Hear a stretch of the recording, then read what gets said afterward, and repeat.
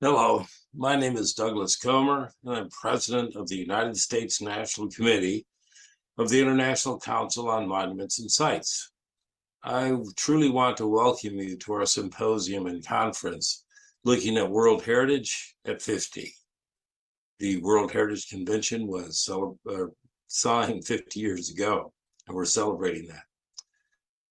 Over the next 2 days, we will conduct a symposium on the past, present, and future of the World Heritage Convention in the United States and in the world. The conversations we will have over the next 2 days would be appropriate to any organization having its 50th anniversary. But in the case of the World Heritage Convention, this conference and symposium could not be timelier. The world today is not that of 50 years ago. Those who lived through the Second World War were still with us then. And the hard lessons learned during that global conflict drove home the need for ways to resolve disputes among sovereign states, ways that might not be perfect, but were infinitely preferable to the incalculable human suffering that accompanies war. We seem to have forgotten that. At the same time, the environmental cost of the massive development that accompanied the return of approximately 16 million service people, which began just after the war came to a close, that environmental cost began to come into clear focus. Poinsettia fields in Southern California were transformed into subdivisions. The Cuyahoga River in Ohio was so polluted that it periodically caught fire. The first Earth Day was 1970, and President Nixon declared that he wanted to be remembered as the environmental president. The World Heritage Convention addressed both natural and cultural concerns. The World Heritage List was established. It was and is a means by which to enhance international and intercultural understanding and a deep appreciation for the role that groups of people all over the world played in shaping the present and the future. The convention acknowledged those special places that all could agree deserved protection and celebration, and it was to provide models of how natural and cultural heritage everywhere could enjoy similar protection. Let's especially think about Article 5 of the convention, which set out the objectives that were to make these goals a reality. Each country that signed the convention was to adopt policies that protected cultural and natural heritage and give it a function in community life, to establish one or more services for the protection and conservation and presentation of the cultural and natural heritage, to develop scientific and technical studies and research necessary for this, to take the steps necessary for the identification, protection, conservation, presentation, and rehabilitation when necessary of this heritage, and finally, to foster the establishment or development of national or regional training necessary to accomplish all of this. Now, if this sounds familiar, it might be because much of the convention was patterned after the goals and objectives of the United States National Park Service. Now, 50 years later, realizing the goals and objectives of the World Heritage Convention are more important than ever. But to do this will require new ways of thinking, new strategies, drawn from lessons learned and lessons forgotten. So let's first think about the lessons forgotten. To slightly paraphrase the first sentence of the preamble to UNESCO's Constitution as follows, okay? Quote, since wars begin in the minds of humans, it is in the minds of humans that the defenses of peace must be constructed, unquote.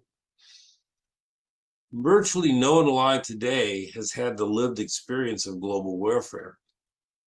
We can read histories, we can watch dramatic portrayals of it, but especially over the past 2 decades, it has been relegated to the past. It's as distant to us, or it has been over the past 2 decades, as the ages of Shakespeare and Homer.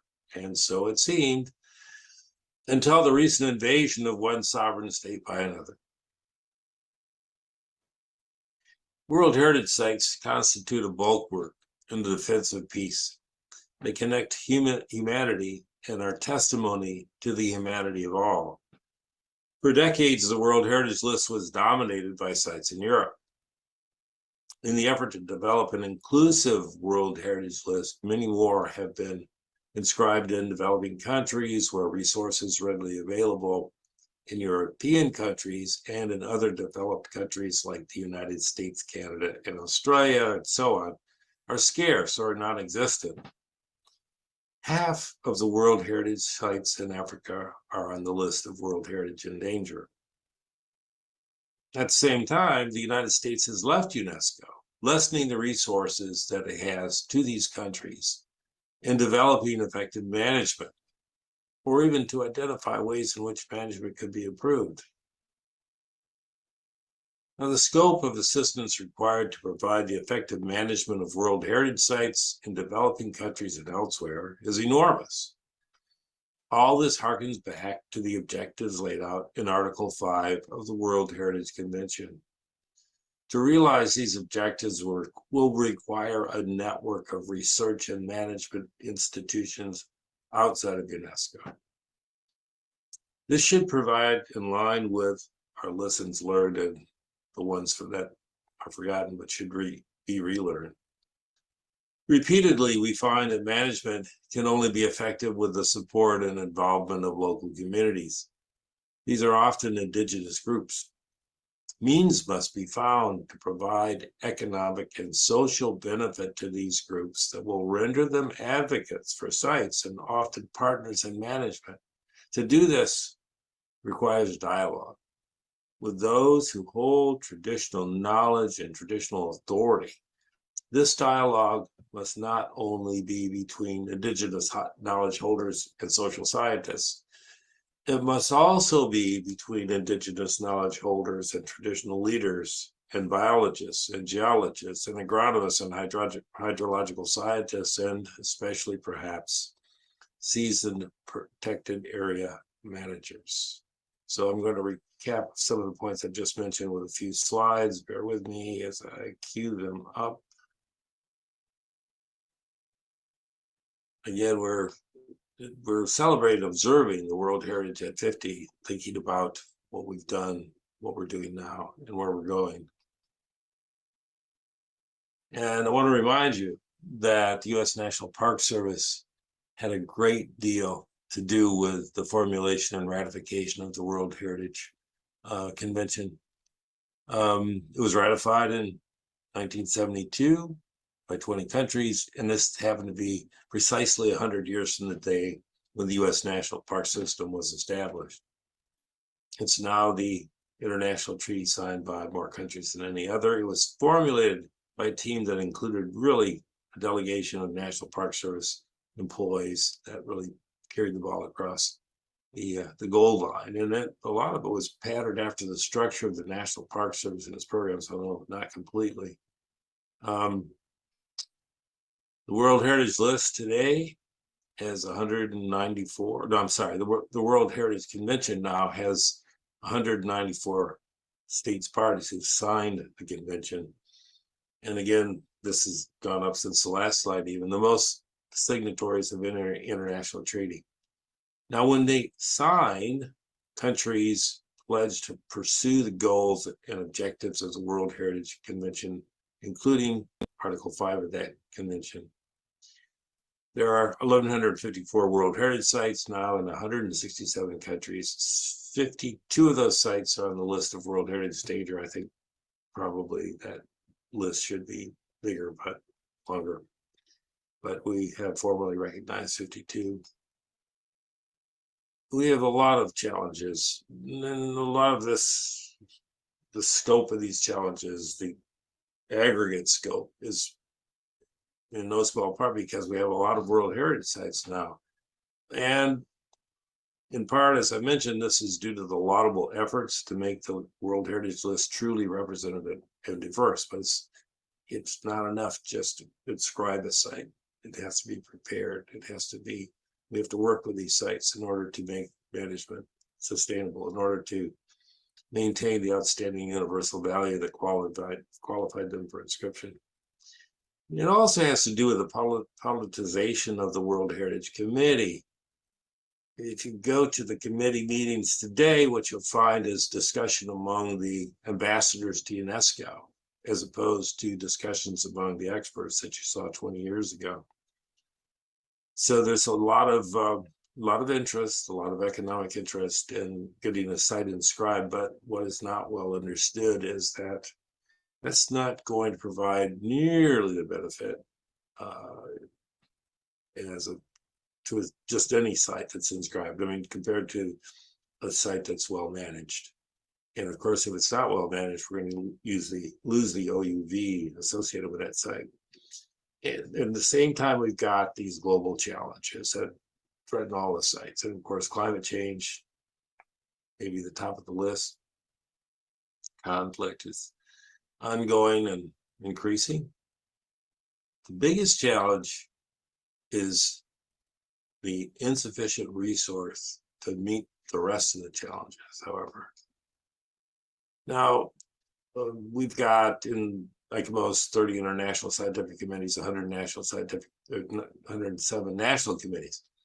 But we've also had the emergence of these working groups, and I think this is a bellwether because the emergence of these working groups occurred because we see these incredible problems emerging. Some of them are existential to humanity, certainly major threats to World Heritage sites.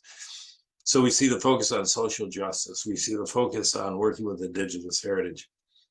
We see the interest in the association between sustainable development and climate change. And we want to emphasize that there is a very strong connection, and it deserves study and it deserves publicity.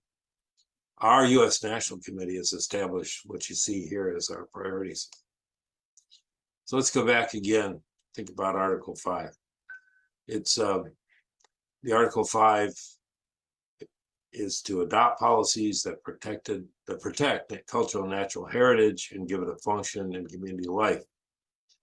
Part of the second part of this article that's important is to establish one or more services for the protection, conservation, and presentation of the cultural and natural heritage, to develop the scientific and technical studies and research necessary for this, to take the steps necessary for the identification, protection, conservation, presentation, and rehabilitation necessary of this heritage, and to foster the establishment or development of national or regional training necessary to accomplish this. I will point out that these are all things we've done in the United States.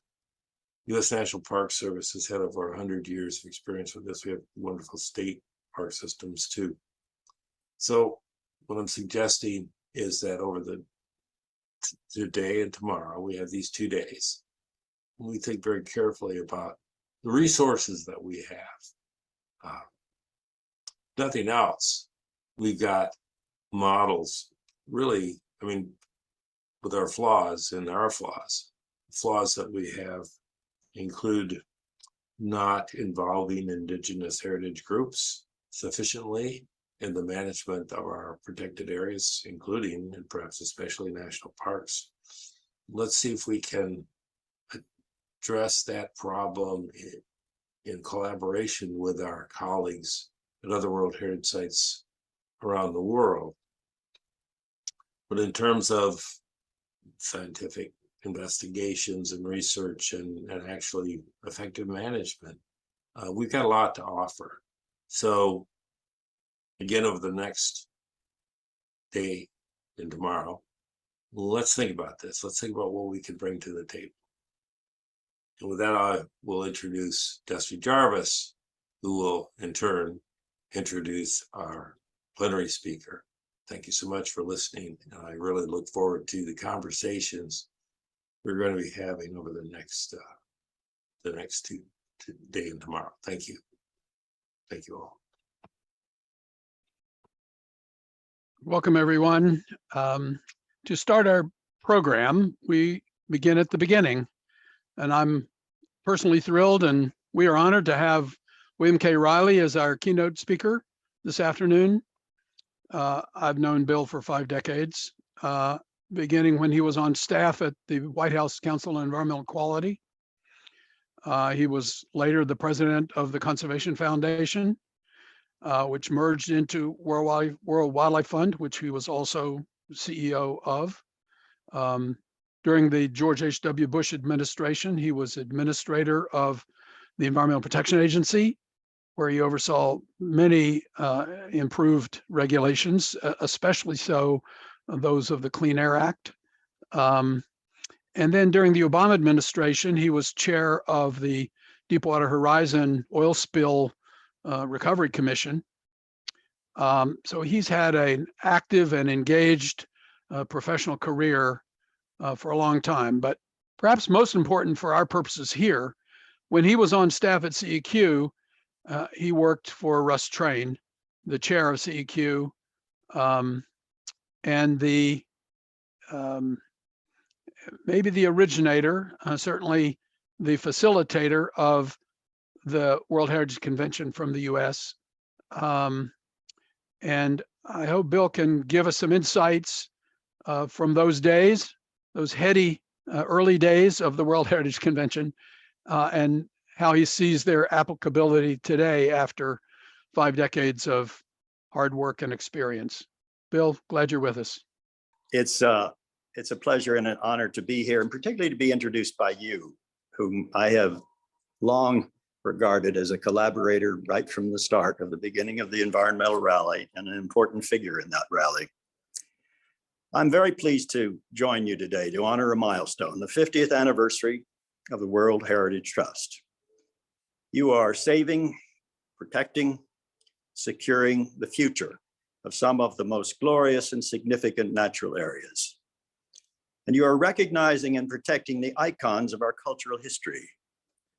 Each one is special in its own way. Each a place one cannot encounter without evoking its story, its place in the long train of human history, typically a unifying and inspiring story. I note that our country records 24 sites that bear the honored listing: Independence Hall, our first national park, Yellowstone, Yosemite, the Grand Canyon, the Redwoods, the Everglades, Mesa Verde. While I was EPA administrator, I worked over the course of a year to get our budget officials and a power company to agree to invest several $100 million to eliminate most of the air pollution. 70% of the air pollution that tests had shown was impairing the air clarity, the visibility in the Grand Canyon. Now, 70% was a big deal. The Clean Air Act had never been used to protect visibility in a national park. I happened around this time to visit the Everglades, where I was escorted by a young ranger who had recently worked in the Grand Canyon. So I asked her, what do you think of my deal to remove 70% of the pollution affecting the visibility there? Now, I expected her approval, maybe even applause on a hard-fought decision. She thought for a moment and then asked, do you think it's enough? I was annoyed.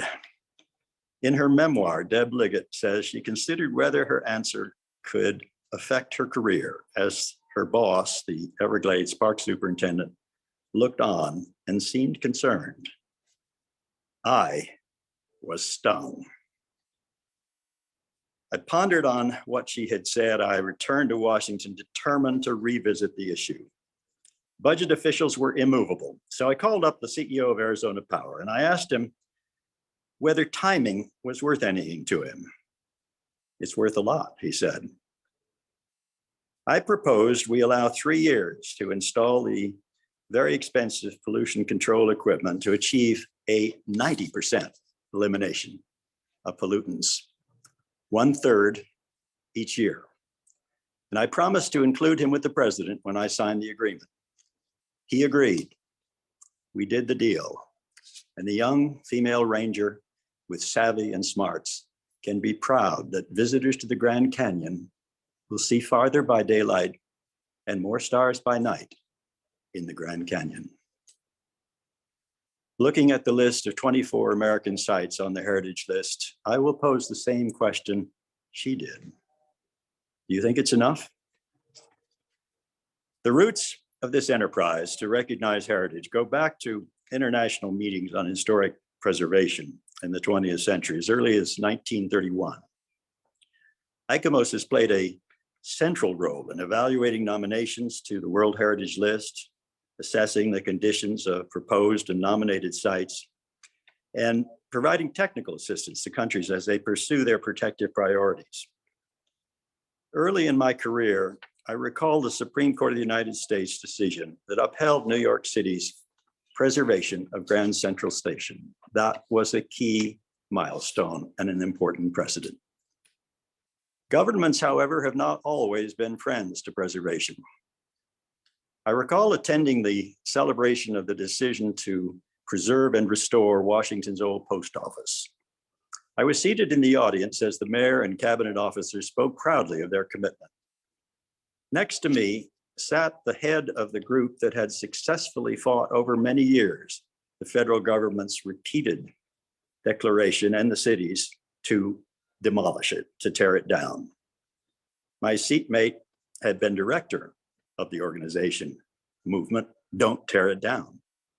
This was her victory, though she was not even on the dais. She said every one of the departments represented on that stage worked to demolish it. And this draws attention to the extraordinary role non-governmental organizations, people united outside of formal structures of government, have had on the preservation of our heritage.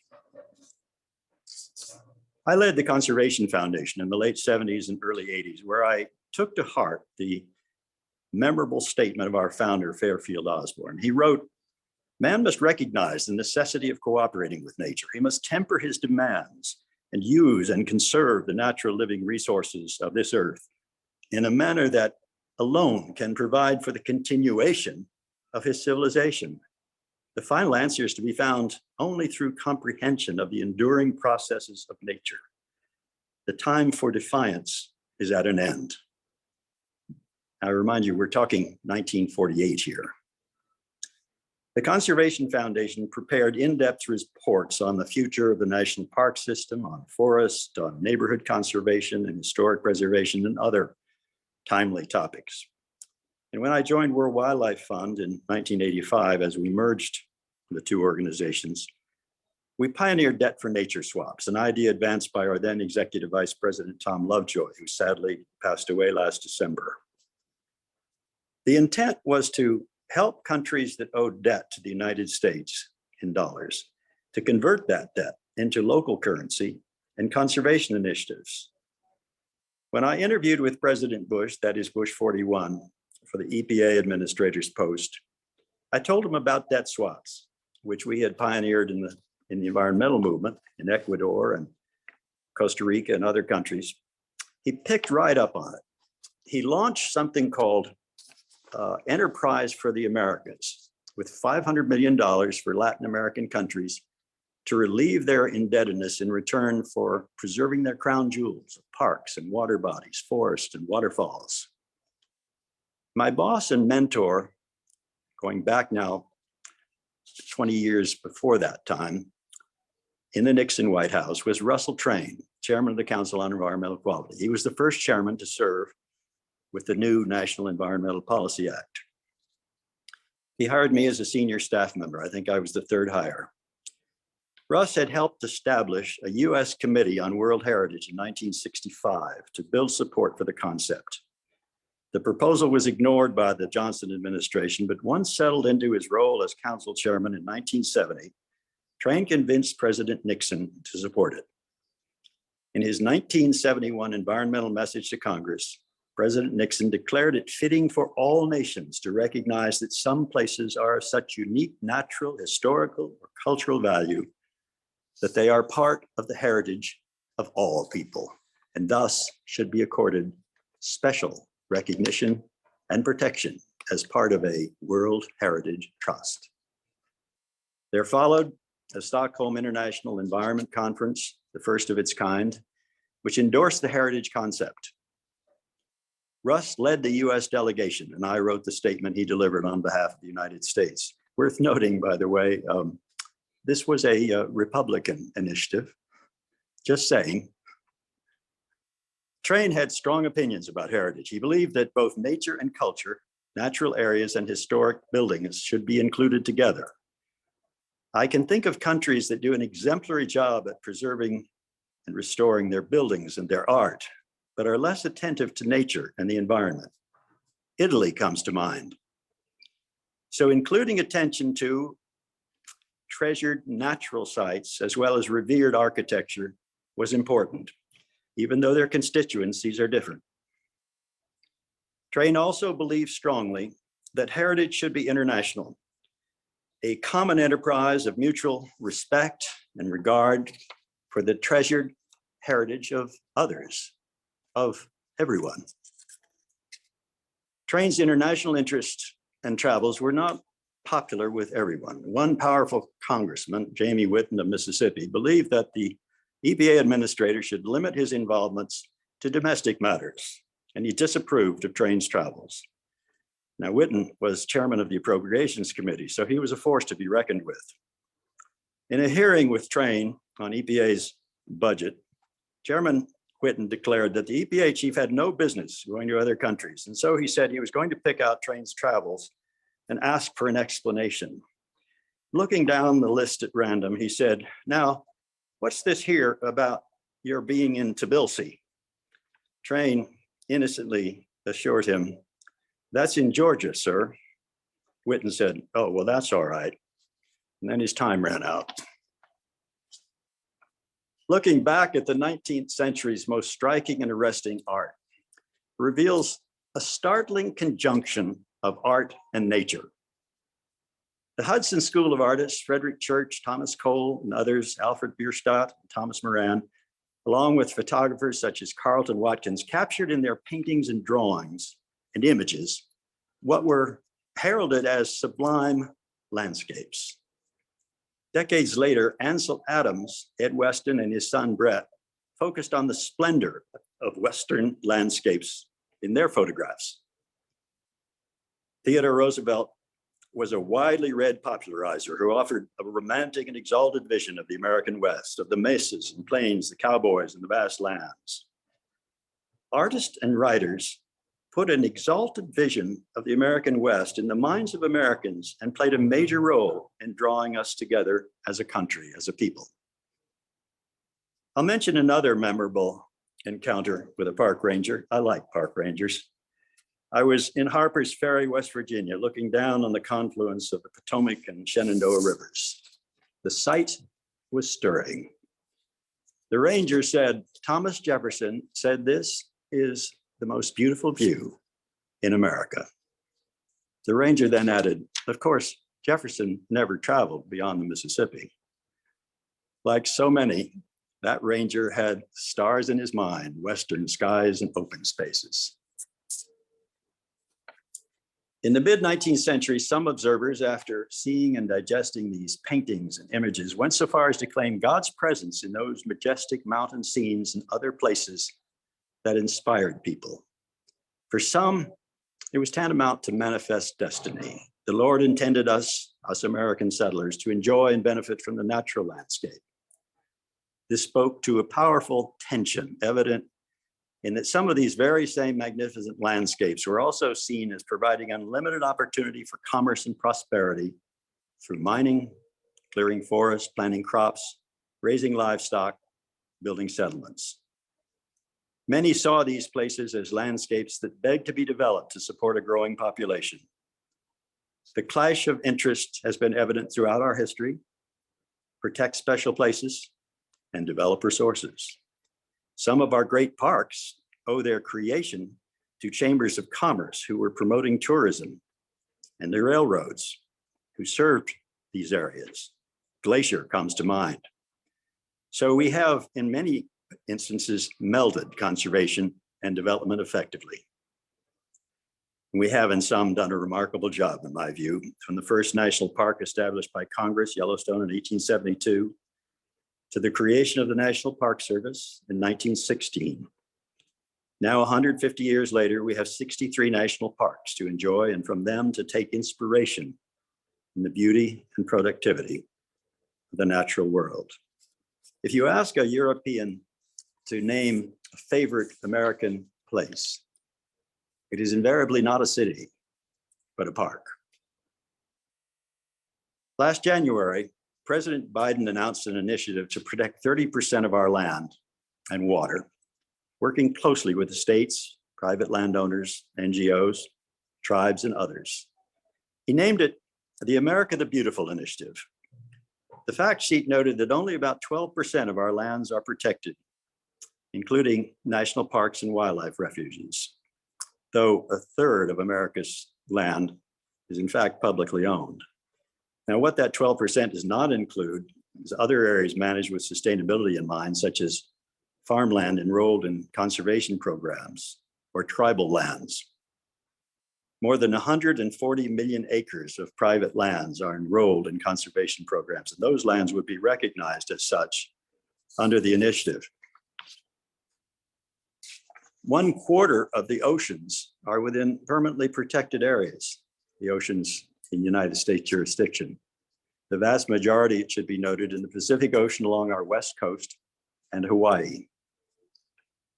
In part, the intent is to increase conserved land as distinct from protected, and to enlist local communities, tribal nations, and landowners to help achieve the goal to help restore lands and waters and provide disadvantaged communities more access to parks and natural areas more generally. It also seeks to address the decline of ecosystems and species that otherwise might face extinction. Given what we now protect, 40 million acres under conservation easements, for example, another 440 million acres would have to come under protection to meet the 30 by 30 goal.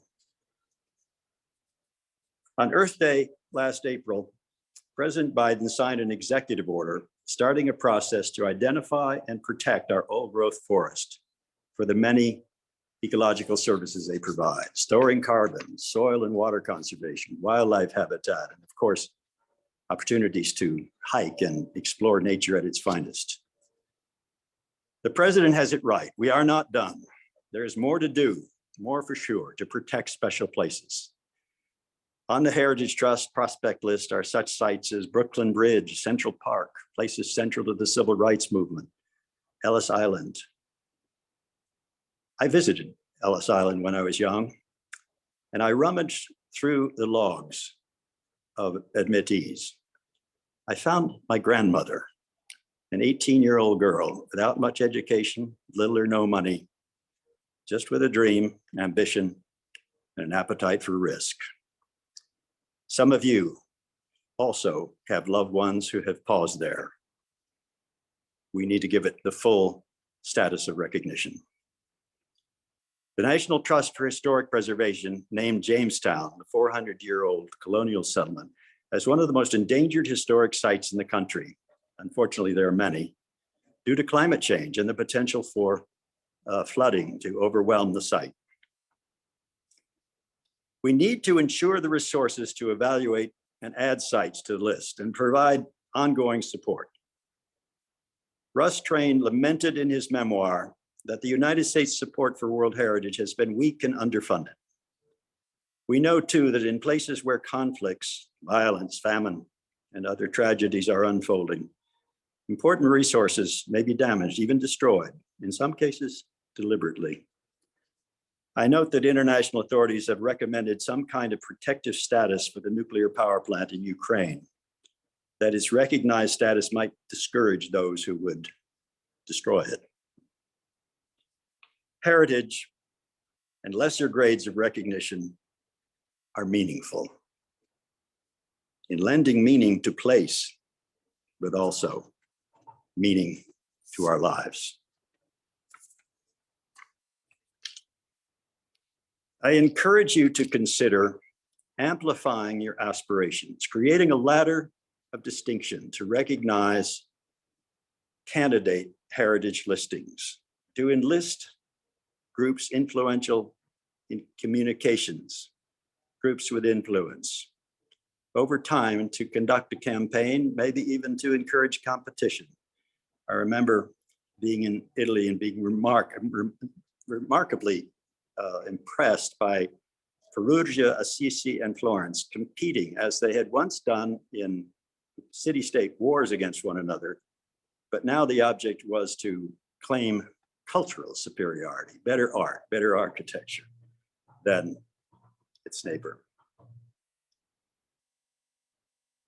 When my father moved from Massachusetts to Illinois in 1929, he was the same age as Lincoln had been when he moved to the same city of Decatur, Illinois.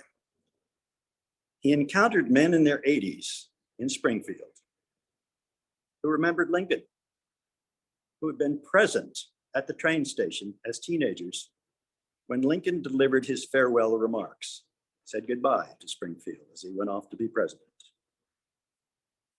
We are a young country, still defining our values, maturing through challenges. It is an active and incomplete enterprise.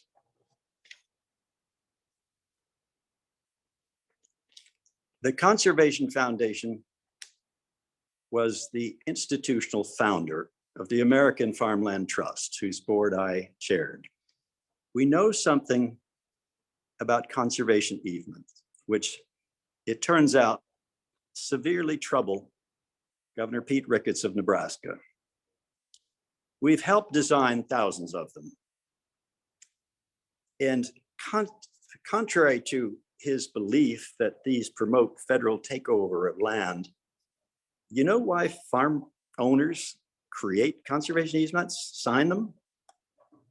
To preserve their farms intact, to lower their taxes, and often to ensure the agricultural environment around them remains friendly to agriculture. They save their property in their ownership.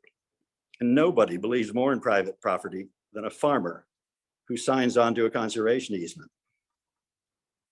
A Nebraska farmer who's spoken out in favor of conservation easements is Dean Feder, who with his brother Wayne has proclaimed the value to them of having an opportunity to ensure that what happened to their grandfather's farm when he died and it was sold off, not happen to theirs. And they said we can protect it forever or it's going to be gone forever. You can either see our treetops or you can see a series of rooftops. Recognizing these values in natural areas is especially important given the polarized politics and the differences we currently see across our country. Heritage sites remind us what's at stake, our common interest, and in the best of all worlds, maybe even help renew the American spirit as we consider what is really important in addressing today's challenges and what we leave for future generations. Against all the forces pulling us apart, heritage sites are drawing us together. Incidentally, the problem of federal takeover of land in Nebraska, which so bothers the governor, involves less than 1% of Nebraska's 49 million acres. He can relax. Daniel Patrick Moynihan memorably said in a lecture at Harvard in the mid-60s, the central conservative truth is that it is culture, not politics, that determines the success of a society. The central liberal truth is that politics can change a culture and save it from itself. The culture of preservation is confident, respectful of what has gone before and what we have come to appreciate and care for. The identification of distinguished heritage is a civilizing enterprise. At this moment in American history, when we are less certain of our exceptionalism, more needy of international examples and engagement and guidelines, and our politics has become crass, the country needs to be reminded of its enduring treasures and even more, the stories and the values they express. You are doing very good and important public service, and I congratulate you. Thank you. Thank you, Bill. That was terrific. Those of you in the audience, please post your questions in the Q&A box. And while you're doing that, I have one. One of the themes we've tried to pose in this symposium and our morning sessions with the World Heritage Site managers is, what value does World Heritage inscription add to places that are already national parks? Do you have some thoughts on that, Bill?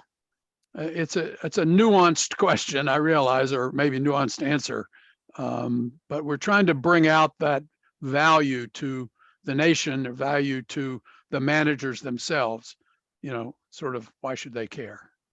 I think that heritage status is associated with a wider consensus in the society, an encouragement on the part of the people who use the park to understand they are in a larger system of protection of nature that is free from development to a large extent, that has been noted as exemplary. I think it's very exciting as a traveler, as a tourist, to be in a place that has been universally acknowledged as very important for whatever the reason. I think the association with heritage recognition does that, and I think it's important. It also reminds people that the national park is part of a system, and it enjoys recognition of the country in a way, and at a time, really, it was the first such system of parks as I'm aware of, and much admired, particularly by the Europeans, for the extent of the parks and their richness, and how much we have devoted to their management and protection. I think all that is suggested by the heritage flag, and I think it matters to people. That's great. Another theme that's running through this symposium and the Managers Forum is the engagement of culturally affiliated Native people in those places that are parks, and certainly those that are World Heritage Sites, is expanding. We had a fabulous presentation this morning from the superintendent at Grand Canyon and another from the superintendent at Glacier Bay, both of whom have done amazing things to engage their culturally affiliated tribes. But, you know, there are 24 U.S. World Heritage Sites, 19 of which are national parks, 12 of which are inscribed purely as natural areas, but every one of them has Native people culturally affiliated with them and values as cultural sites, but that's not recognized. Do you think there is value? Would there be value in finding a way to uplift and recognize those cultural values in the natural areas? It's been a long time coming. It's been a long time coming, and there are egregious wrongs of neglect and abuse that characterize the relationship the country formerly has had with the tribes, with those individuals. But I think we have never been at a moment where the government, public generally, is more aware and more open to their inclusion, to their enhancement, to their involvement. I mean, we have an Interior Secretary now who actually comes from that world. I think that it makes sense to use this moment because it may not come again. We know that the course of history is not predictable or consistent, but I am quite impressed when I go through the situation affecting major tribes. I was alarmed in the middle of the pandemic to read that the tribes were encouraged to wash their hands very frequently. And then I discovered that the largest tribal reservation had no running water in 50% of its homes. I mean, that's not a park problem, but it's a related problem. And I think it's time to address it. And I think there is an honest effort now to do more than we have ever done before on it, and more awareness of it. One question from the audience. Do you have any particular recollections from World Heritage sites overseas that you would share, maybe as point of emphasis or point of comparison with your remarks? The French have a wonderful system of classification. They're very rational, precise people, and they award stars to places. And I can recall using their guides to go from one site to another, and many of them were heritage sites. I mean, one thinks of Chartres, for example, and taking that as a guide to how to visit France and to get to know it better and to see their values and what they have considered worthwhile to memorialize. So I think that their record is quite good, particularly in the built area. I mentioned that Italy is very good in that, but in my experience was not very effective at managing waste and protecting the environment and pollution and the rest. So countries differ in what they emphasize and they're good at. But I think the whole idea of heritage, insofar as it includes both natural and cultural places, encourages people to think broadly, and certainly has a lot of influence in my experience on tourism. I spent 2 or 3 years living in Germany and going to school in France. And one pays attention to that. I certainly did. And I like the idea of having a candidate or a ladder of heritage sites that you publicize just as well as the major sites themselves, especially given that there are so few major sites, preparatory to the day when they will join, but also as a way to give status and recognition to equally valuable, in my view, many of those places, like Ellis Island, to the ones that haven't yet gotten listed. Yeah. I have a question for you, Destry. What do you think of my recommendation that you become more active in communicating and amplifying your message in lobbying, in effect, and maybe creating some competition among different places? Those have been effective, in, as I mentioned, in the cities in Italy. Is that something that ICOMOS can undertake?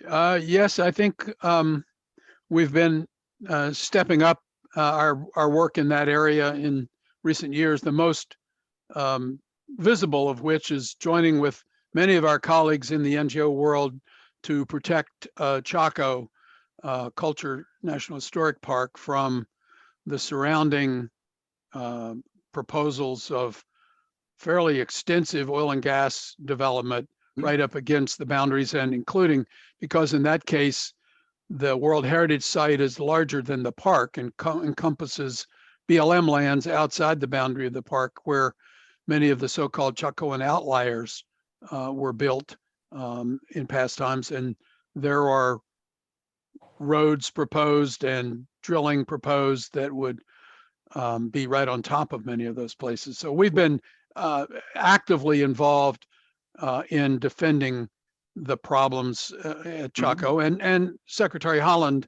at the Interior Department is on top of that, though they have not yet finalized any permanent protection outside the boundary of the park.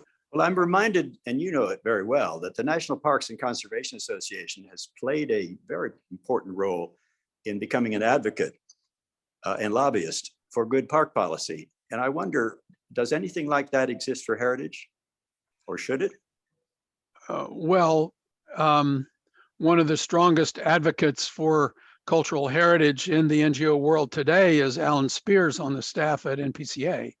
And he's doing a masterful job. And two of our speakers later in the symposium are senior staff at NPCA, John Adornato and Ernie Atencio, who will talk about Chaco specifically.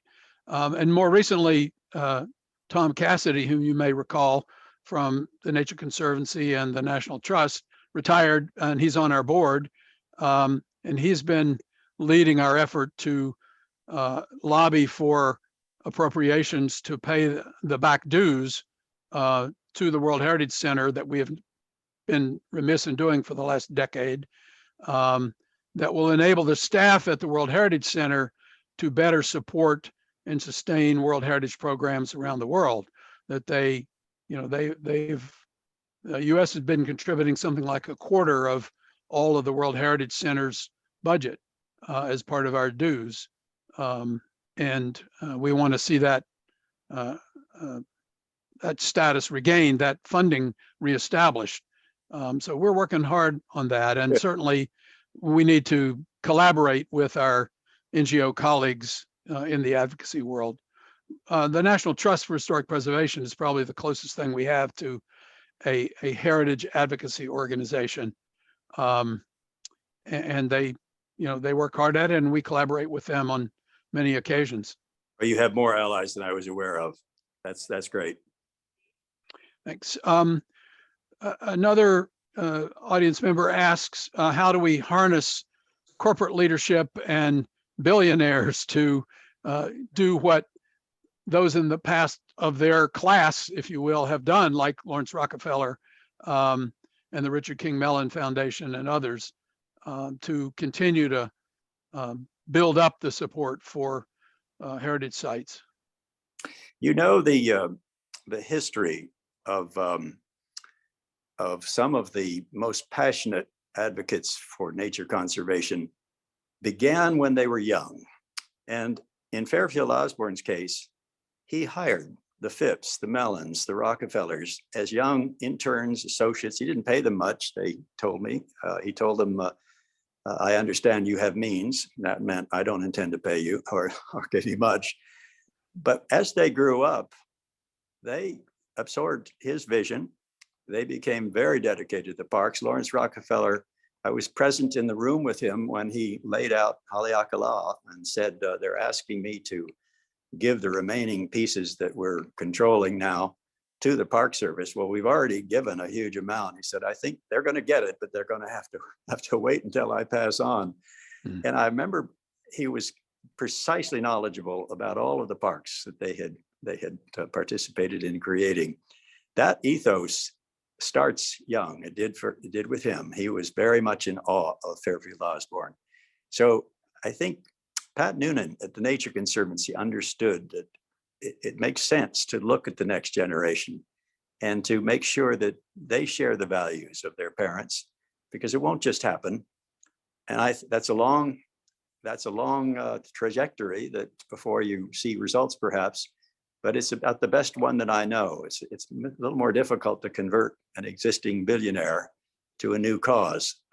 You'll have an awful lot of competition when you try that. That's right. And that has been a significant factor in the growth of conservation in the U.S. up to this point. It hasn't all been the federal government by any means. Not at all. No, not at all.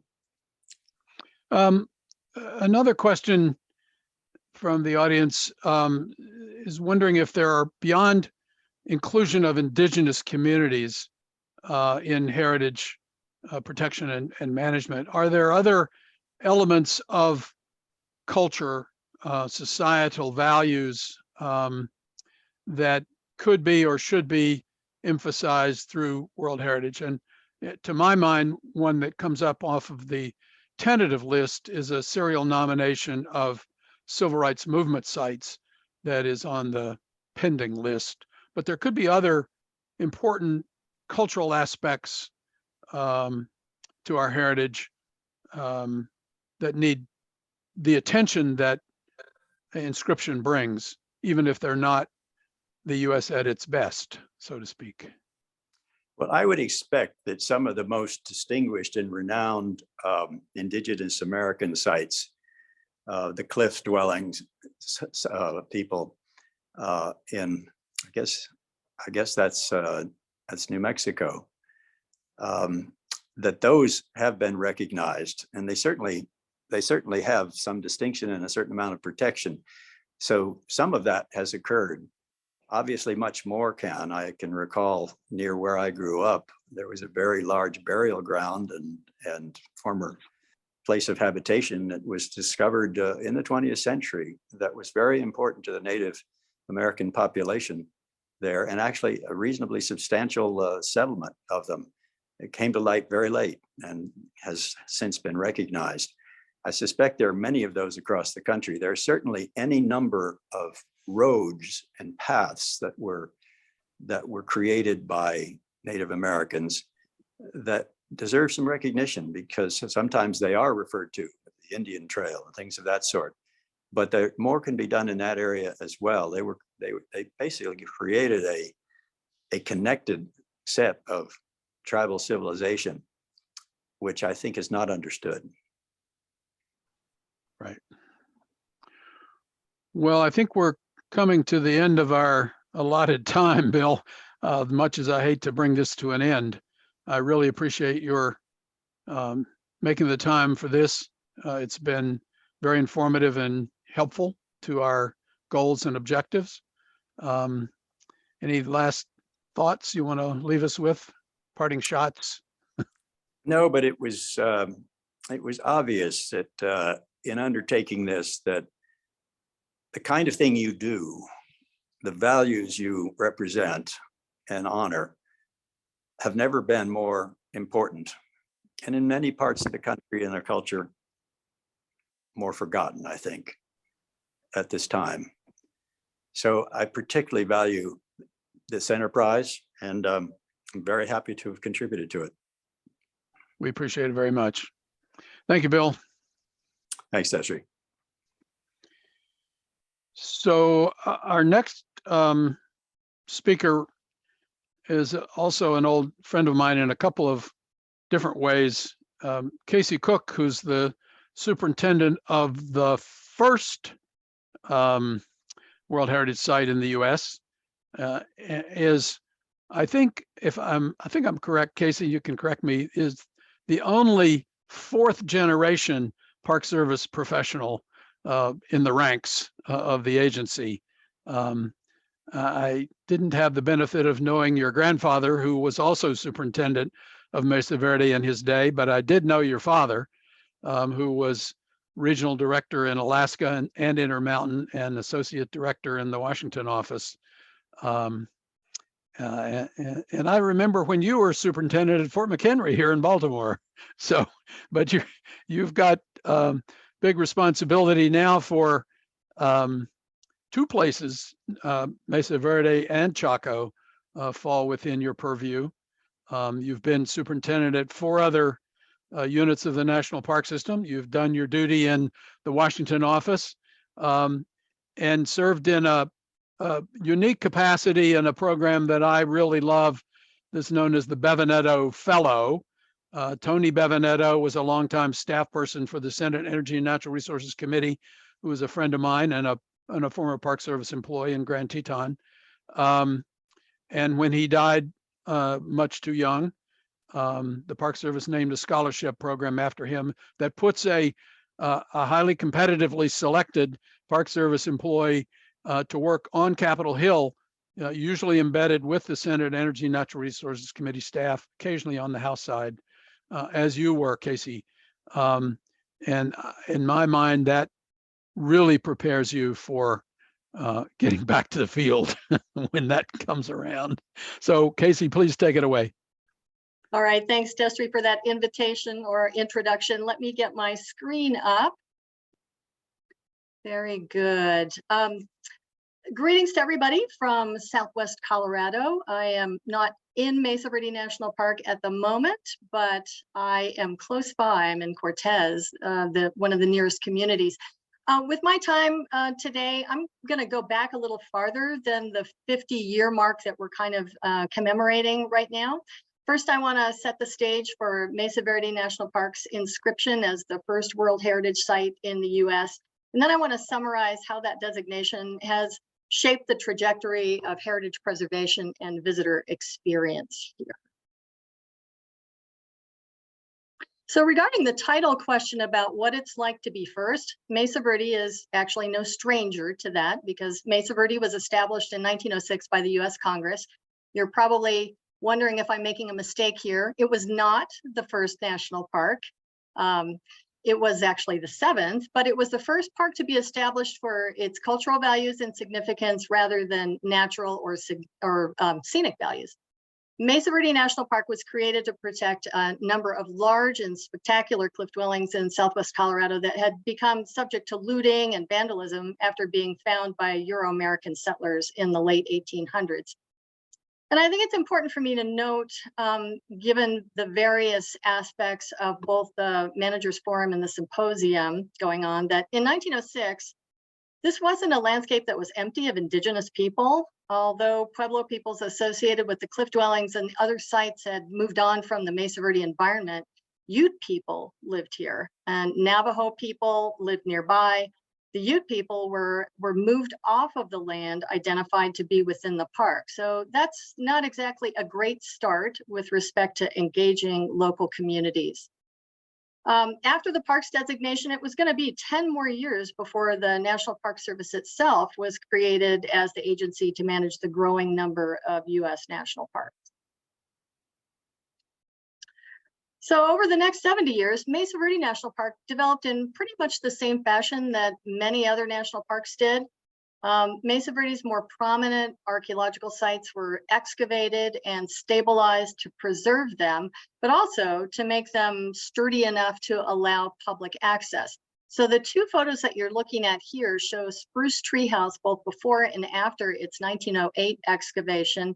And one thing that really strikes me in looking at the before and after pictures is that it's very unlikely that the National Park Service would go to the extent that it did in 1908 to essentially do not full reconstruction, but there's quite a bit of restoration in there too. I find that an interesting set of pictures. Obviously, facility development was going to be important at Mesa Verde, and so roads and things were built to bring visitors into the park. The picture here is the Knife Edge Road that was used between 1913 and the early 1950s. Now, I'm really glad that this road has been retired as access into the park from below the mesa. I would not want to drive that back and forth. I look at it every day coming and going, and there are photo files and archives are replete with pictures showing vehicles having great difficulty getting up and down that road. Some of the cultural items that were removed during the early excavations ended up making their way into the park's first museum, which was a log cabin. And here you see NPS archaeologist Jesse Walter Fuchs standing next to this log cabin with a few of the items that were on display. This building is still known as Fuchs Cabin, and it's in use at the park today, but not as a museum. It serves as office space for our law enforcement rangers. And it was moved from the original location to a place nearby. Now, in the 1920s, a new stone building was constructed in the Pueblo Revival style, favored by Jesse Nussbaum, an early superintendent. That was built specifically to house objects and exhibits, and it was added on to, and it still serves as the park's primary museum today. In terms of public programs and tours, Mesa Verde is credited with starting the tradition of public campfire programs in the national parks. And this 1915 photo shows Jesse Fuchs, who you saw up above, regaling visitors. I particularly like the stoic look on the faces of some of the would-be visitors, but Mrs. Fuchs seems to be gazing lovingly at her husband as he is speaking about the park's history and archaeology. Park staff also guided visitors through cliff dwellings so that they could have safe access to and then learn about the park's archaeological resources and how the early residents used the Mesa Verde landscape for shelter, food, and other resources. And Park Service folks who are in our audience might recognize the ranger in that photograph as not a ranger, but actually our first National Park Service director, Stephen Mather. So this isn't really a public tour per se, but I just think this is an awesome photograph showing our first director helping some ladies up towards the cliff dwellings. So as happened with an awful lot of National Park Service sites after World War II, there were amazing increases in visitation that really put a lot of pressure on the parks. And this was certainly true for Mesa Verde. Visitation went from 36,000 in 1940 at Mesa Verde to 160,000 in 1955. And as you can see from the pictures, visitors were really overwhelming the park's cultural resources and the facilities too. So what was happening at Mesa Verde was happening all over the system. And so in the mid-1950s, the Park Service began a huge program to repair and improve facilities and infrastructure. And probably many of us who are in attendance today know what this program was called. It was called Mission 66. And that referred to the target year for completing the work to coincide with the 50th anniversary of creation of the National Park Service in 1966. And there were a number of new facilities that were built as part of that effort at Mesa Verde National Park, including a really groovy circular visitor center at Farview. And in that same general location, a lodge was constructed that would be run by the park's concessionaire. And the lodge is still functioning. This round visitor center is still there as well. It's not currently occupied and used as we have moved the park's primary visitor center down to the bottom near the entrance to the park. But the lodge is still functioning. Also, a large campground was constructed in the Moorfield area of the park, just a few miles from the park's entrance. And perhaps most significantly, a whole new area of the park, Wetherill Mesa, was prepared in order to allow visitors to tour additional archaeological sites. And this was envisioned to take some of the pressure off the other sites like Cliff Palace. So this photo shows Longhouse. It's the second largest cliff dwelling in the park, and it was among the sites at Wetherill Mesa that received detailed archaeological survey, excavation, stabilization, and documentation. Preparing these sites for visitor access involved an incredible amount of research. The work really enhanced the park's ability to preserve the structures and to understand the ecological conditions that existed during the habitation.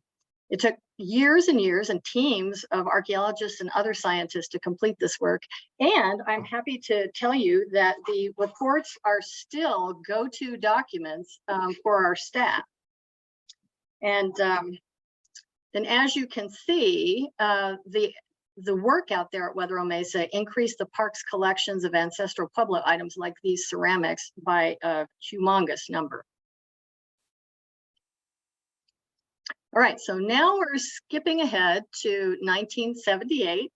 And so 72 years after becoming an American national park, Mesa Verde was recognized for its global cultural value as a World Heritage Site. As has come up in a couple of other presentations already today, it was one of the first 12 sites to be approved for World Heritage Site inscription. And it was also the first cultural site in the United States to receive this international designation. Yellowstone was also part of that same group of 12, but it came in under different criteria. And I think Mesa Verde gets to say that it was the first World Heritage Site in the United States because its official inscription number is lower than that of Yellowstone. So Mesa Verde is inscription number 27 to Yellowstone's number 28. Although there's part of me that wonders if alphabetization might have contributed to that too, M coming earlier in the alphabet than Y. Mesa Verde came in under criterion 3 as, quote, bearing a unique testimony to a civilization that has disappeared.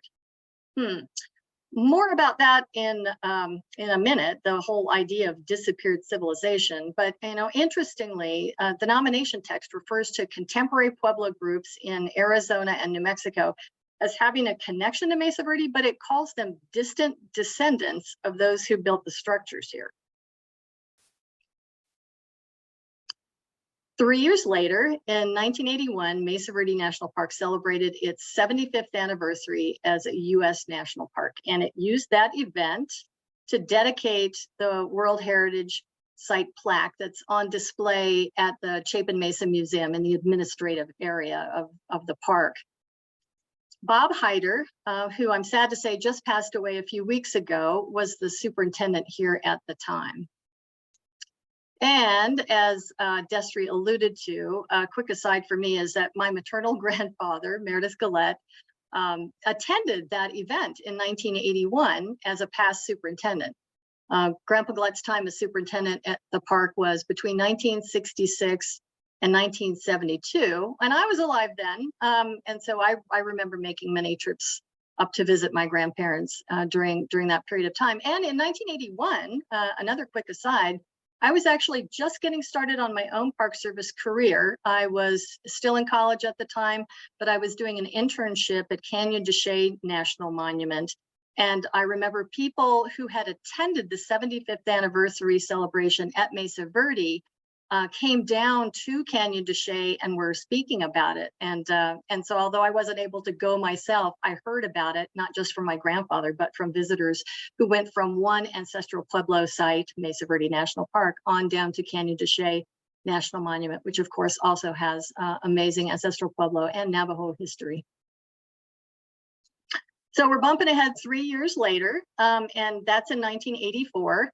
And Mesa Verde hosted the first World Conference on Cultural Parks. So you're looking at that picture in the center there. Russ Dickinson was director of the National Park Service at that time, and he was the keynote speaker. I really love this photo. So it also has Lorraine Mintzmeyer, who was the regional director for then Rocky Mountain region, the only woman there sitting on the stage. But my favorite aspect of the photo is that Superintendent Bob Hyder looks like he's still writing his remarks for his time at the podium. So I think this is a great one. Interestingly, Bob Stanton, future Park Service Director and US ICOMOS trustee, presented a paper at this conference along with a whole bunch of other people, including international participants. And there was a panel of indigenous, tribal, and Pueblo members that I find very interesting to read about in the proceedings as well. So that's the point that I want to make here is the proceedings are fascinating to read even now. Several hundred pages worth of incredible papers that were presented. And, you know, the conference was organized around a couple of themes, and they sounded straightforward enough. They were, you know, technology and preservation, tourism and use. That sounds pretty straightforward. But the papers, many of them were really provocative, some with weighty ethical considerations.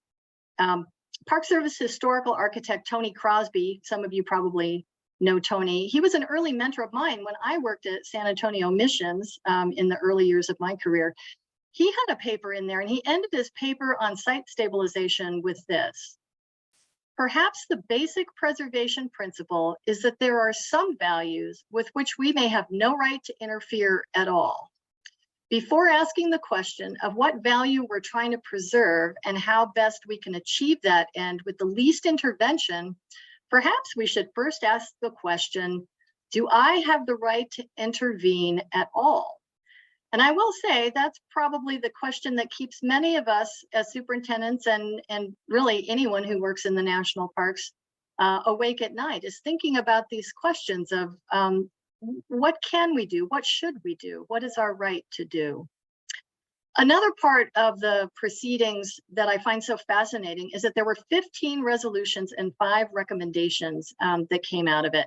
And I wish I could read them all to you or show them all to you, but I'm going to read you just one. Resolution number 2 reads in part, local peoples historically associated with cultural parks, reserves, or programs should be involved regularly and intimately in the establishment, planning, implementation, and managerial decisions of those units or programs. In particular, the needs and views of local and native peoples must be taken fully into account in the development and use of the resources. This sounds an awful lot like the new Park Service policy that Director Chuck Sams just released regarding fulfilling the trust responsibility and stewardship of federal lands and waters. Okay, so now we're going to jump ahead 15 years, and I'm sure most everybody in attendance will remember that we were getting close to the year 2000, the new millennium, and that stirred the passions of historians and preservationists and governments and non-governmental organizations and even IT specialists, as they were all worried that our entire infrastructure for computing would fall apart. It was a time to think about the future and how to ensure sites and their values would be perpetuated. So what did that mean for Mesa Verde National Park? Well, we got on two important lists, but they weren't exactly the good kind. The World Monuments Fund put Mesa Verde on its watch list of 100 threatened sites, and then the National Trust for Historic Preservation listed Mesa Verde as one of the nation's most endangered places. And it's not like this was unexpected. I'm sure the folks who were working at Mesa Verde National Park at that time knew it was coming, because obviously the park recognized the backlog of documentation and preservation needs that were going to take some sort of major intervention. And of course, that would require money beyond that which is available from the park's operating budget and from, in general, the Park Service project fund sources. Well, as it turns out, being on the bad list wasn't all that bad, because it resulted in Mesa Verde getting on a really, really good list. So many of you may recall the Clinton White House created the Save America's Treasures program, a public-private partnership between the White House Millennium Council and the National Trust for Historic Preservation. And Destry noted that I had been superintendent at Fort McHenry National Monument and Historic Shrine in Baltimore. I was there at that time, and the First Lady visited Fort McHenry to do a kickoff media event there. And partly the reason she chose Fort McHenry was not so much because Fort McHenry itself was endangered, but because the Star-Spangled Banner flag that's displayed in the Smithsonian's Museum of American History was one of those treasures in need of saving. And that, of course, is the flag that flew over Fort McHenry during the 1814 Battle of Baltimore during the War of 1812.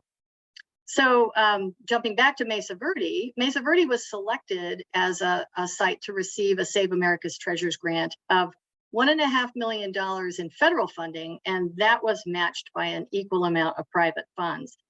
And being on the World Monuments Fund watch list also brought Mesa Verde funding for preservation, again, from both public and private components. In May of 1999, First Lady Hillary Clinton came to the park to announce the grant at a special event. And this was attended by then NPS Director Bob Stanton and a whole bunch of dignitaries, community members, and representatives from the 26 associated pueblos and tribes that have connections to the park. At that point in time, Larry Weiss was the superintendent. The initial $3 million that was received was to inventory and conduct condition assessments at nearly 600 sites in the park, including many alcove sites. And over 6 years, this effort expanded into a $10 million site conservation program. Shortly after that, between 2000 and 2002, wildfires burned large areas in the park, which impacted thousands of acres. Huge stretches of Mesa Verde's forests were burned. We lost several park structures. We lost some housing units. The visitor kiosk out at Wetherill Mesa was burned during one of these fires. And of course, cultural sites were burned over or impacted by aerial fire retardant drops. These pictures I'm really glad that I wasn't here then. Even just looking at the photographs really stirs a sense of horror and fear for the visitors, the employees, the resources, all of it. I'm sure it was a really, really tough time. So these fires also revealed previously undocumented cultural sites, and the impacts of the fires the fires themselves were only part of the issue, because post-fire flooding also threatened the sites. So post-burn assessments were needed in order to document these impacts, and that became a huge effort here at the park. So all of this is sort of rolled into the same time period during the Save America's Treasures and World Monument Fund's infusion of cash. So that was really an opportune time to really focus on what those needs were for the cultural sites. So now we're bumping ahead to 2006, and that was another time of celebration or commemoration because Mesa Verde National Park turned 100 as a U.S. national park. And this celebration was spread out over the entire year with activities both in the park and in Denver. Now, at that point in time, I was at El Malpais and El Morro National Monuments, and we were celebrating the centennial of the Antiquities Act because both of those monuments were established through presidential proclamation using the Antiquities Act authority. And I remember we felt kind of eclipsed by Mesa Verde's big doings up here. But at the same time, again, we had a lot of visitors that went from the parks that I was at in New Mexico to Mesa Verde and back again. And so those visitors got an opportunity to reflect on 100 years of cultural preservation, both in the form of Mesa Verde having been protected as a national park, but also for Congress having passed the Antiquities Act, which then resulted in the protection and preservation of many, many more sites, a number of which ended up becoming national parks through congressional authority later on. Another thing about 2006, beyond just celebrating the park centennial, there were World Heritage Site activities that were happening at that point too. So first, for Mesa Verde, there was a name change for us. National Park was added to Mesa Verde's official World Heritage Site name. That same year, Yellowstone added National Park to its title as a World Heritage Site. And I think it was nice to have the recognition as a unit of the National Park System built into the site name. I think some National Park Service sites that became World Heritage Sites or were inscribed as World Heritage Sites later automatically had that extension, you know, their last name, National Park, added to their title. So I guess Yellowstone and Mesa Verde and probably some others were playing catch up there. That same year, the World Heritage Convention established the first periodic reporting process for all World Heritage Sites. We talked about that during this morning's Managers Forum, and also adopted updated statements of significance. And the latter was really important to Mesa Verde because it gave us a chance to change the significance statement to remove a term that contemporary Pueblo people find inappropriate as a general reference to their ancestral culture. So ancestral Puebloan replaced Anasazi Indians as a more acceptable term in the documentation for Mesa Verde. In 2012, Scott Travis, the former program manager for Mesa Verde National Park Research and Resource Management, traveled to Paris to describe the park's preservation work going on at Cliff Palace for the conference put on by the World Heritage Earth and Architecture Program. And this was part of what the Save America's Treasures and World Monuments Fund efforts had helped to initiate. And another kind of cute anecdote is that when Scott traveled to Paris, he lost his luggage. It didn't catch up with him until the day after he had to make his presentation. And apparently he got some frowns from other attendees because of his casual clothing, but it wasn't his fault that he lost his luggage. But I love this photo because obviously his suitcase caught up with him, and he was able to get to at least have a photograph taken where he was more appropriately dressed. In 2014, the World Heritage Committee adopted Mesa Verde's retrospective statement of outstanding universal value. And this was another important chance to improve the narrative associated with Mesa Verde as a World Heritage Site because words matter. The Criterion 3 changes are helpful to us they're helpful to us because they help us beat back the myth that the cultural groups who built the cliff dwellings and other structures here just disappeared. That old language that I showed from 1978 was replaced with what you see here. The exceptional archaeological sites of the Mesa Verde landscape provide eloquent testimony to the ancient cultural traditions of Native American tribes. They represent a graphic link between the past and present ways of life of the Puebloan people of the American Southwest. So I think this is better, but you know, the wordsmither in me just really wants to improve that even more 8 years later. So I'm sure there'll be an opportunity for that at some point. And there are other elements of the retrospective statement that gave us a chance to correct information and do a better job of describing the integrity, authenticity, and the protection and management requirements at Mesa Verde. We got to note challenges in maintaining the outstanding universal value like climate change and wildfires and invasive species. So has the World Heritage Site inscription made a difference for Mesa Verde National Park? Yes, it has. International visitors are often already aware of Mesa Verde's World Heritage Site inscription. Americans, though, not as much. The designation has helped the park justify requests for federal and partner funds, sort of, in the vein of the Save America's Treasures grant. Beyond that, the Park Service project funding sources, as well as some of the revenue generated through Mesa Verde's entrance fees, help us continue preservation activities and create or improve interpretive and educational programs and media. So, that's kind of the success begets success part of getting funding. The more you get, sometimes the higher your profile, and then you get more. But things like the recreation fee program, those have been a real boon and have helped us keep on top of preservation treatments as part of cyclic maintenance of maintained archaeological sites. We don't maintain all of the archaeological sites in the park, but the ones that receive public access we do.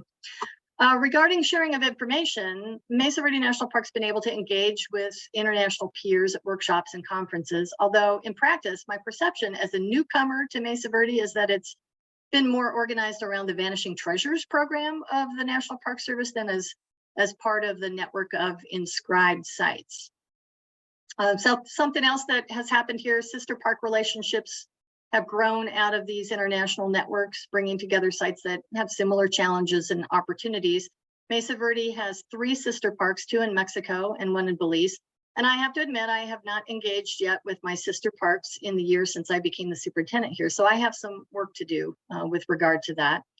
And that brings me to what I think is a big challenge that holds NPS units back from fully realizing the promise of a World Heritage Site inscription. And that's emphasis on World Heritage Site status. It's really inconsistent, and it depends on the priorities of each manager, but also on those of the Park Service as an agency, which are in part shaped by each presidential administration. So we end up riding a pendulum back and forth, and that makes it really hard to keep momentum. On the plus side, again, though, the designation has created opportunities for philanthropic and educational support by our nonprofit partners. We have the Mesa Verde Association that operates our park stores in the visitor center and museum, and since the first days of our inscription, developed theme sales items that visitors can take home with them. And through these sales and the sales of all the items in the park stores, the association supports all kinds of interpretive and educational projects, including our Indigenous internship program. Then we have the Mesa Verde Foundation. That's our park philanthropic partner, and they too highlight the park's status as a World Heritage Site. The foundation also funds important projects. They're doing a new park film for Mesa Verde, focusing on the message that the descendant Pueblos and other tribes associated with Mesa Verde are still very much alive and still very much connected to this place. We are still here is the central message of the film, due out next summer. And a shout out to the foundation's executive director and past board president. They'll be part of tomorrow's presentations as well. So here again, I think the park and our partners can do more to spotlight and leverage the designation. And I'm eager to learn more about what San Antonio is doing. So I'm looking forward to tomorrow's presentation as well. And very quickly, as I wrap up here, could there be a dark side to World Heritage Site status? And I'll say yes. Last year, Mesa Verde received another international designation as the 100th International Dark Sky Park.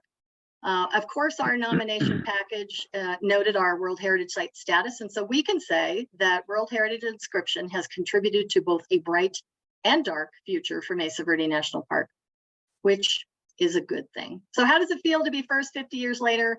I'll say that it's good to be first, but it's even better to be one of many. Mesa Verde is in great company with over 1,000 peer World Heritage properties in 192 countries. And that's an amazing network of protected places and an equally amazing community of practice.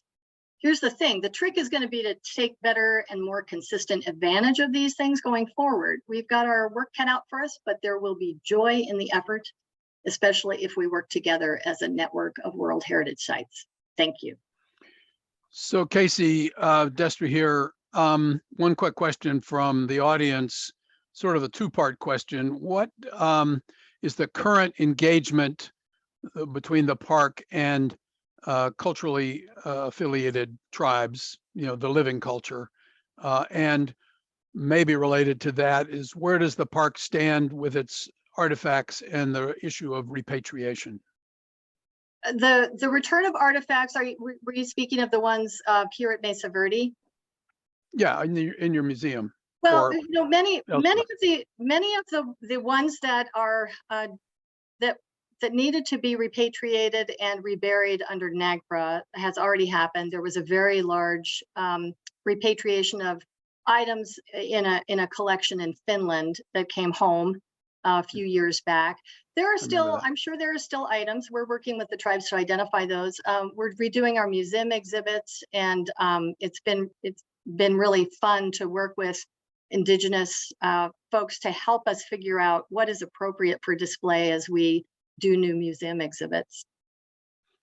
And so is that an example of current engagement of your culturally affiliated tribes, Puebloan peoples, with interpretation and management issues in the park? Yes, absolutely. We have a Native interpretation working group that was established with the approval of the tribes that we consult with. So those members were approved, and they advise the park on things like our new film and our new exhibits. They take a look at wayside exhibit text and a number of things. So we're engaging our tribal partners. We obviously, there's a lot more that we can and need to do, but we feel like we're on a pretty good trajectory.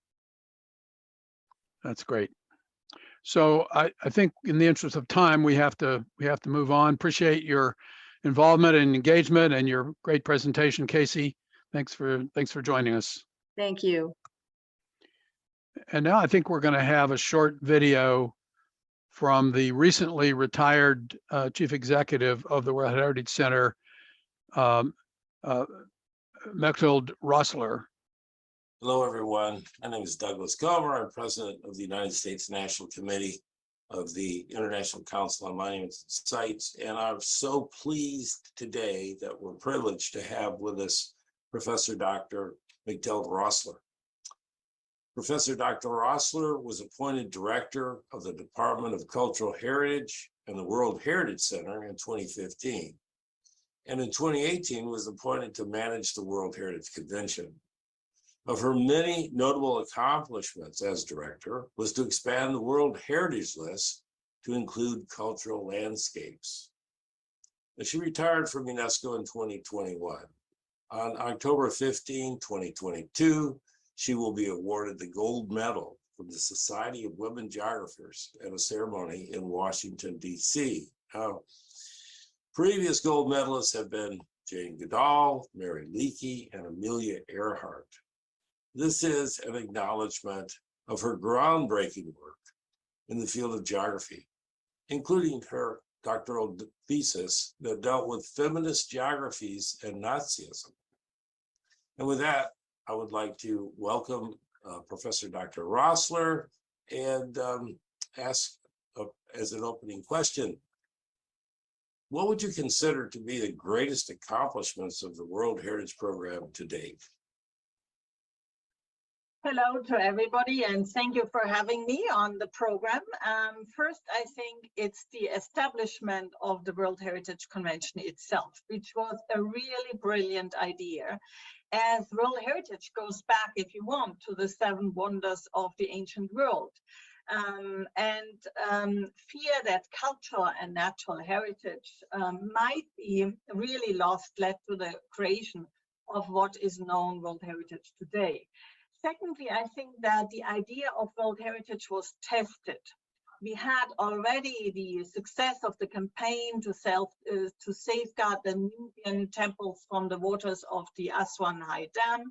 And I think this played a decisive role in shaping the World Heritage Convention. It can be regarded as a model for the convention itself, as for the first time in modern history, the international community showed itself ready to acknowledge a common heritage and to rely for the required financial resources for conservation and sharing technical knowledge. The success of this campaign inspired the idea of legal cultural heritage protection.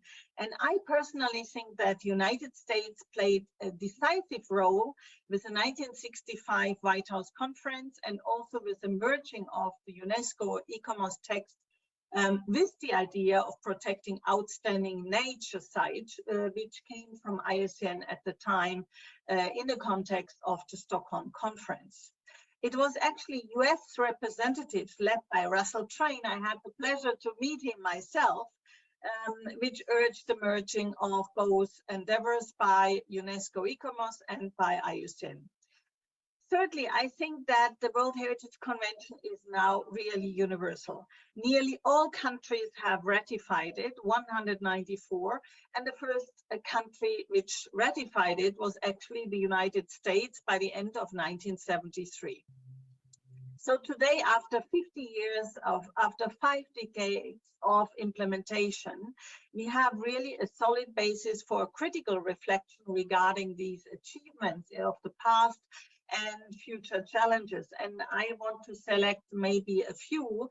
First of all, the growing awareness about precious heritage sites due to the international legal instrument, which is universal. So I think this is a great accomplishment. The second thing I think which is a great accomplishment is that we have a solid system of monitoring and reporting with 1,154 sites recognized globally. So we have, as a matter of fact, a global monitoring system. And also then, if you want to be a little bit more concrete concerning a few sites, we have success stories. So, for example, the recovery of Dubrovnik after the Yugoslav war, the reconstruction of the mausoleums of Timbuktu in Mali, or the rehabilitation of the splendors of Angkor in Cambodia. And I think we have also a great success in improving conservation methods and advancing a global understanding in this regard, whether it's the notions of integrity and authenticity, where ICOMOS played a substantive role, the issue of reconstruction or cultural landscape management, to mention only a few examples. That's a tremendous background, and of course everything you say is spot on. Now, in accomplishing all of this, it would be impossible not to encounter some impediments. So I suppose my next question must be, what have been the greatest obstacles to the implementation of the full range of objectives set out in the World Heritage Convention? They are quite broad, those objectives. So in your opinion, what would be the greatest obstacles that you've encountered in doing this? That's actually quite complex, Douglas, but in my view, you have a few obstacles. First of all, you have a growing World Heritage list. Every year you get between 20 or 30 new nominations, new sites inscribed, and with a lack of a serious and quality selection, whether for national tentative lists and nominations, or at the committee level, if it's a decision-making, clear statements on outstanding universal value when the committee decides to inscribe a site. For example, when ICOMOS says it's deferred and the committee says, no, we inscribe it, but the committee doesn't say clearly why this site is of outstanding universal value. Then the second point I would like to make is the increasing politicization among nation states and committee members. I think this clearly needs to be addressed, especially for nominations, but also for danger listing. We have seen that. A good avenue is the upstream process, which was adopted by the last World Heritage Committee meeting in 2021, where a potential outstanding universal value is identified prior to preparing a full-fledged nomination dossier. And I think this would really avoid that sites are inscribed solely on political pressure and not based on their clearly stated values. And then the last part for me is a lack of commitment to fulfill all the obligations under the convention. You say the obligations are quite broad, but I think it needs to be a commitment to financial contributions, to continued governance. Many nomination dossiers get stuck because there is no continuity. And we also need continuous capacity building in training, and training in all parts of the world, especially in sub-Saharan Africa, the Caribbean, and the Pacific. Yes, well, those are all considerable obstacles. And I must say that it's our great hope that the United States will contribute more to the program than we have in recent years. That's been very unfortunate. And we're working very hard to overcome that and to provide more support to the World Heritage Program. So hopefully we'll be successful. And finally, how do you see the future of the convention? And I suppose, what are the key messages that you wish to give? I personally think that the convention should have a bright future, as it's well established, has developed a real good system of conservation tools, of decision-making bodies, a solid secretariat, and expert advisory bodies of ICOMOS, IUCN, and ICROM. So my key messages would be to renew the commitment to the convention at all levels, meaning states parties, committee members, advisory bodies, UNESCO, but also civil society and NGOs. Then to ensure the financial means and the governance for this enormous task to safeguard the most outstanding places on Earth. And the last one is to seriously address the multiple crises of the 21st century, where we see climate change, biodiversity loss, pollution, as well as intentional destruction of our environment and cultural heritage through war and attacks globally. Yes, well, that's quite a list. We have our work cut out for us in the future. I think you've described this extraordinarily well. Listen, I want to thank you again. I know you're incredibly busy. I want to congratulate you too on the award that you're about to receive, an amazingly prestigious award, and really it's so well deserved, so well deserved. And I'd also like to say it's just been a great pleasure to work with you over the years, and I hope we have many opportunities to work together in the future. I'm sure you're not going to be invisible in this field in the future. So I'm looking forward to that very, very much. Listen, thank you so much, Professor Dr. Mechtild Rössler. Thank you again. And we'll hopefully be in touch many times in the future. Thank you. Absolutely. Thank you so much, and see you soon.